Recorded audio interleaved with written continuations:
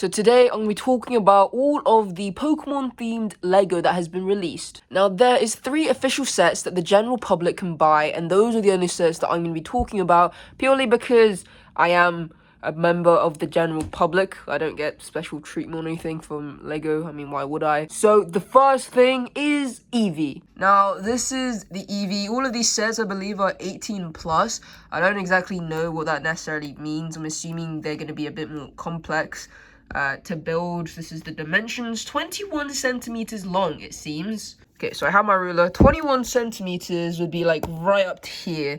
So I didn't even know. That doesn't seem all that big, to be honest. Like if I put this next to my book like that, it goes up to here. That doesn't seem all that big. That's like, I don't know. And then it's gonna be 19 centimeters tall, which means it will go up to here, where my thumb is. Looks wise, I think this Eevee looks pretty good. The face looks rather close, and so I'm quite happy about that. It's probably it's helped by the fact that it's rather curved in terms of like the face. The eyes, like the facial features themselves, I don't know if they're, I'm gonna think and assume that they are prints because stickers unfortunately peel off, which is rather annoying to say the least. I like the ruffle that Eevee has going on here. I think they incorporated the ruffle at the front of her really nicely. It works really well. This is what Eevee actually looks like in the anime, as you can see. That is Pokemon anime Eevee, and then here is Lego Eevee. I think that's pretty darn close.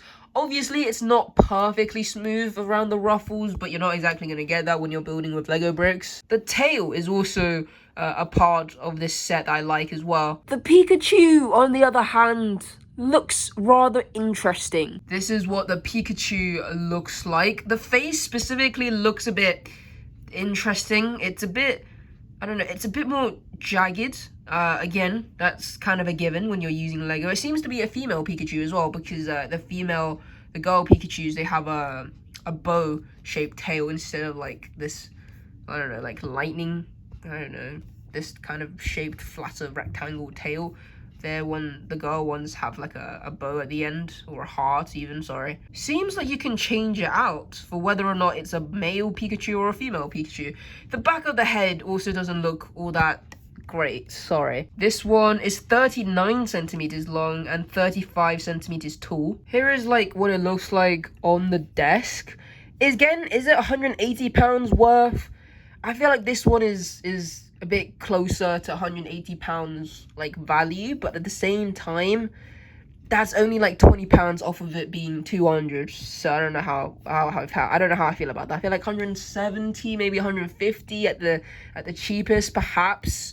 I'm not sure. Pikachu's face looks like Botox has gone wrong. Anyways, and then the final set, the biggest one, is Venusaur, Charizard, and Blastoise. This thing is incredible. I love this entire scene. Like, it's really cool. That's the dimensions of it. 54 centimeters lengthwise, 50 centimeters tall. Here it is. Honestly, this thing is beautiful. I love it. All of the 3 final evolutions looks really good. Like, they look pretty darn close to what they are in the anime and in the game. And I feel like the game is honestly quite good to have as a reference, because I feel like the pixelated art and then like Lego bricks kind of like are similar to a certain extent. There is also already some reviews. One person said overpriced, which is understandable. One person said poor execution. Why did they mash all 3 of these together into one set? And why is more than half the build and piece count put into the base? I feel like this would have been so much better if they had just split it into 3 separate sets. See, I get that, but I also really like the scene that all 3 of these has created. I will agree that £580 is a steep price for what you're getting. Now, would I have personally liked the 3 of these to be separate? Yes.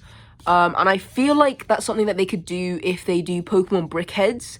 I feel like that's something that they could quite easily do. Obviously, they're not going to be nearly as like detailed as this, because these ones are much bigger and it obviously costs more. But I think if they do like Brickheads, I feel like that would be quite cool. Brickheads, honestly, If they do brickheads, it will kind of remind me of nano blocks, which is kind of like Legos essentially, but not. £580 though, that's a lot. I would have maybe priced this not at 500 to say the least. Even at £500, this is a lot to spend for a set like this. Maybe 450.